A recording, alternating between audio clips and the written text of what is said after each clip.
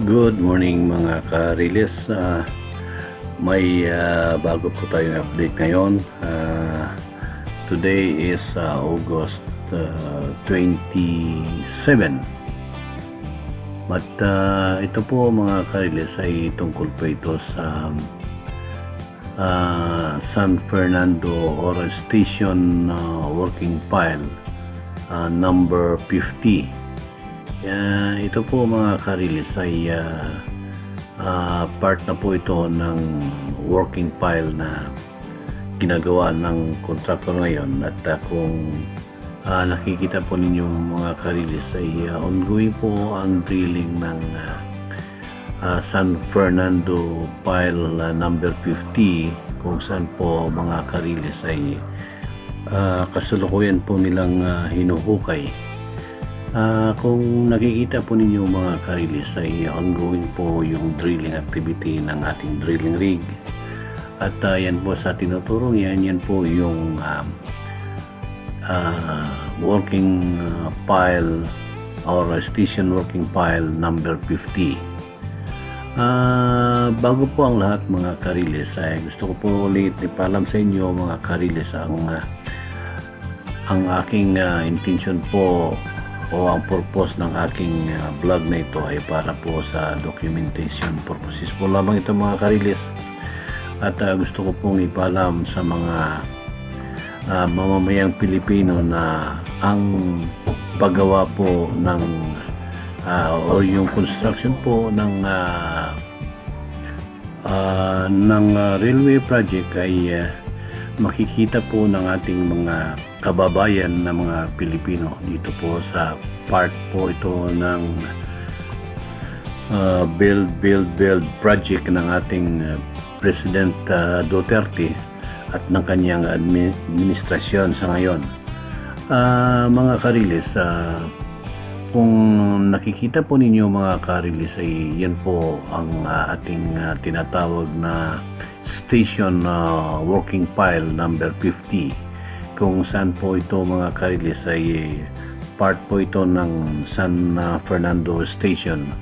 So nag-umpisa na po sila, ang ating contractor, sa drilling and casting of board pile o yung station working pile na tinatawag. So ito po mga ka-release ay somewhere in San Fernando, Pampanga. So antabayanan na lamang po natin mga ka-release kung ano po ang mga activity sa susunod na mga vlog, at makikita po ninyo at matutunghayan kung paano po ginawa o gagawin ng proyektong ito. So as of now mga ka-release ay very busy po ang ating contractor dahil po sa may mga activity na sila sa areang ito, at as of now ay nakatapos na po sila ng I think it is already 12 piles or working piles or working station piles. So yan po mga ka-release ang ating nakikita, at continuous po ang drilling ng ating drilling rig, kung saan po may mga tao po ang ating contractor na umaantabay, nagmomonitor at nag-check ng activity nila. So yan po, hindi lamang po sa station working file number 50, kundi mayroon din pong ibang file number 17 na kasalukuyang nilo-lowered po ang cage reinforcement. But as of now, yung SFP50 ay tuloy-tuloy po ang drilling. So ang ibig po sabihin ng SFP50 ay, ang SF po ay stands for San Fernando, and P is file, and 50 ay number 50 po yun. Yan po ang ibig sabihin ng ating SFP50.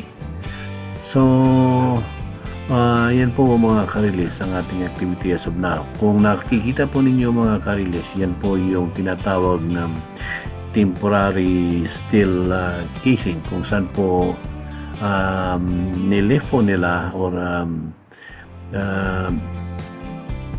inangat at yan po ay ibababa at doon po sa butas na dinrill nila, yun po kanina sa yung nakikita po ninyo na drilling rig na binubutas po nila yung or hinuhukay po nila yung isang area. So yan po mga kariles, at na ibaba na po nila yung temporary casing, temporary steel casing kung saan po yan po ang pinaka guide ng kanilang drilling activity.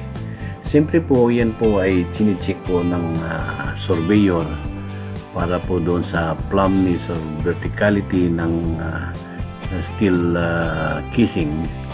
At siyempre po, chine-check din po nila yung tinatawag na eccentricity, yung pinaka center line ng ating bore pile kung saan po nakadetali po yan doon sa drawing na, at may tinatawag po yung coordinates, yung design coordinates kung saan po yung eksaktong location o lokasyon ng bore pile ay nakadetali po roon.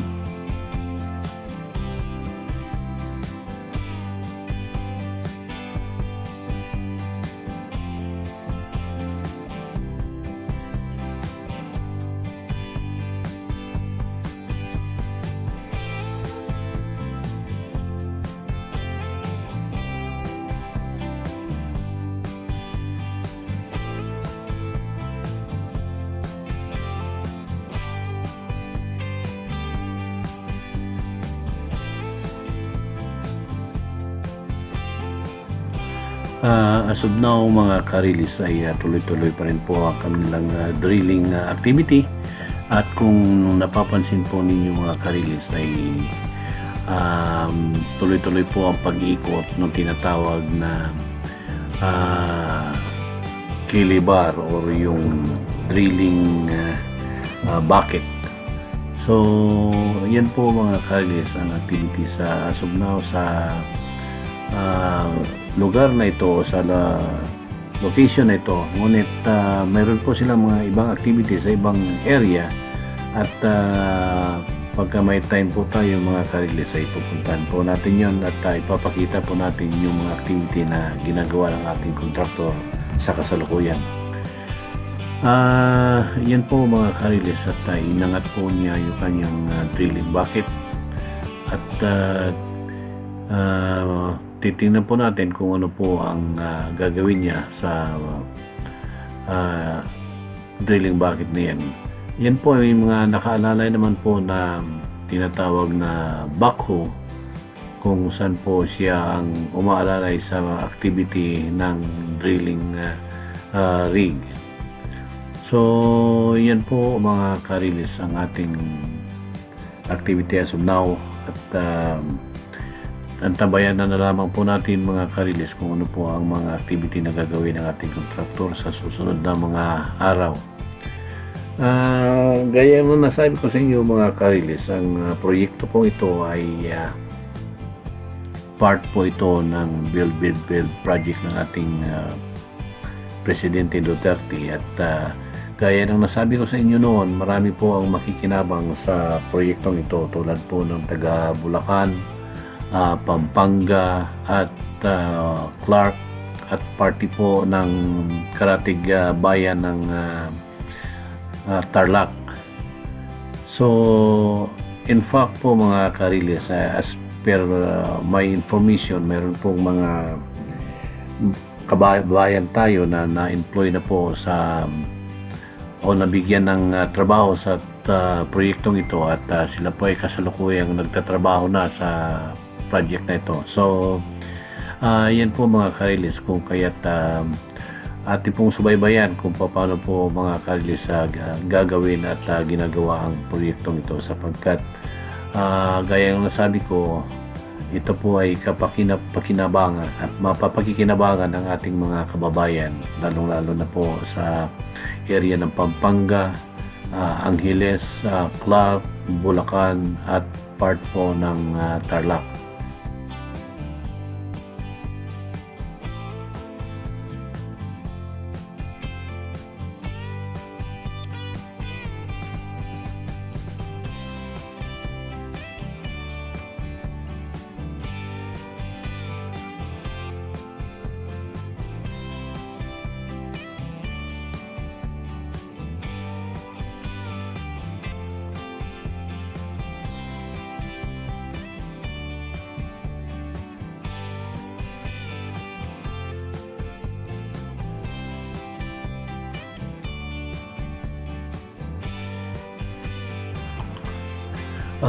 Mga karilis, ang purpose po ng bore piling ay yan po mga karilis ay commonly used form of building foundation. Pwede po sa building foundation at that provide the support for structures.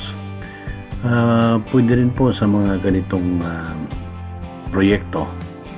At hindi lamang po sa building at sa ganitong proyekto din po ay pwede po nating magamit as foundation. Dahil load bearing naman po ang mga bore pile, so pwede po yan magamit sa mga ganitong project. Anyway mga kariles ay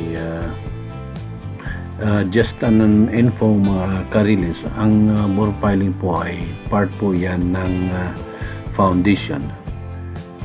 Ngunit po mga karilis, kung mag-i-start po tayo sa ating tinatawag na substructure,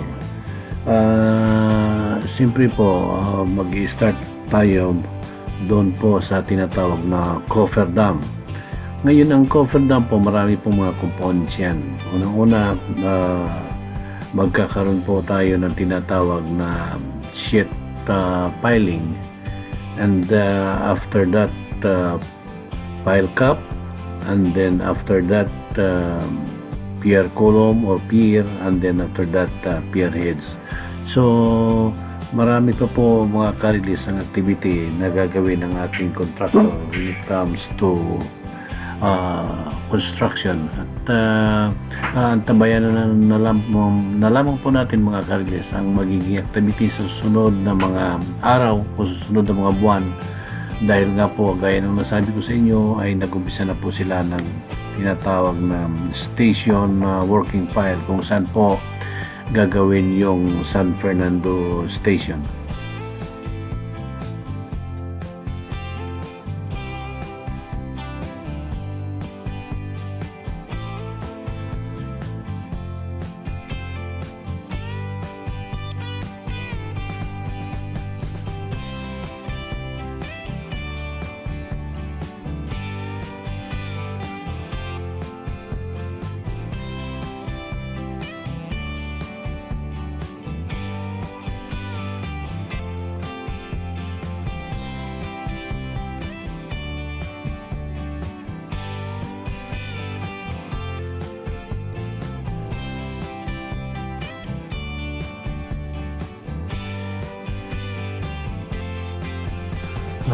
Tuloy-tuloy pa rin po mga karilis ang kanilang drilling activity, at kung napapansin po ninyo mga karilis ay medyo mataas pa po yung temporary steel casing, at yan po ay ibababa pa po nila para po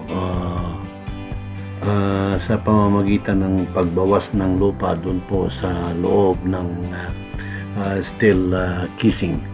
So kung napapansin po ninyo mga karilis ay tuloy-tuloy po ang drilling nung drilling rig, dahil nga po kailangan bawasan po nila yung portion ng lupa dun po sa loob para po may push nila or may baba nila yung elevation ng steel casing. So titingnan po natin mga karilis kung ano po ang gagawin ng ating contractor para po tumama po sa eksaktong elevation yung steel casing.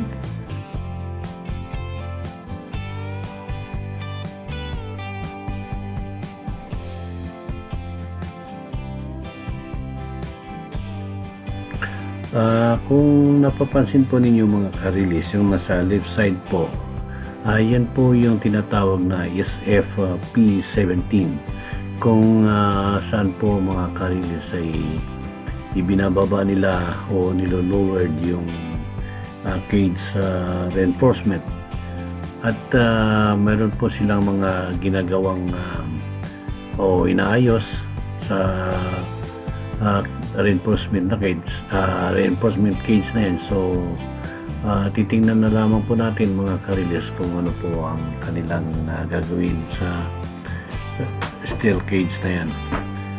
But dito po sa SAP-50 mga karilis ay sa tingin ko po ay inaayos po nila yung pinaka-ngipin ng drilling bucket, dahil nga po sa tingin ko ay mayroon pong tinatanggal at pinapalitan. Ngunit yan po mga kailis ay temporary lang naman, at pagkatapos po niyan ay tuloy-tuloy po ang kanilang drilling activity. Ito naman po mga kailis ay ito yung fabrication of cage reinforcement, kung saan po nakikita ninyo yung meron pong nagwi-welding. Yan po yung stiffener ring na ng isang cage reinforcement, at yan po mga karilis ay ready for lifting or for lowering yung cage reinforcement na yan. At yan po ay na-check na ng ating mga inspector and ready to use na po yan mga karilis. So sa area po ito mga karilis ay full blast po yung kanilang ginagawa o yung ginagawa ng ating contractor, dahil nga po kailangan po nilang madaliin, dahil nga po sa ang panahon po ay minsan na hindi kaaya at medyo tagulan po. So kailangan po nilang makatapos ng isang working file sa loob ng isang araw. So yan po mga karilis, at ito naman po yung nilo-lowered na po nila yung kanilang reinforcement cage doon po sa pier number it is station working file number 50. So yan po mga karilis ang activity as of now, at gaya ng nasabi ko sa inyo mga karilis, nag-start na po ng ating contractor sa working file or sa station working file, kaya po tabayanan na lamang po natin ng mga activity sa project na ito. Ito naman po mga karilis ay nag-start po sila ng kanilang concrete pouring sa ating station working file. So yan po mga karilis, at marami po silang mga tauhan na nagmo-monitor ang ating contractor at yung kanilang mga foreman, superintendent, engineers, at yan po sila, full support po sila, dahil nga po kailangan mayroon silang matapos o mabuhusan na mga station working files, dahil nga po sa kung minsan ang hindi favorable yung panahon, dahil nga po minsan ay umuulan sa area ito. So yan po mga karilis ang ating activity sa lugar na ito.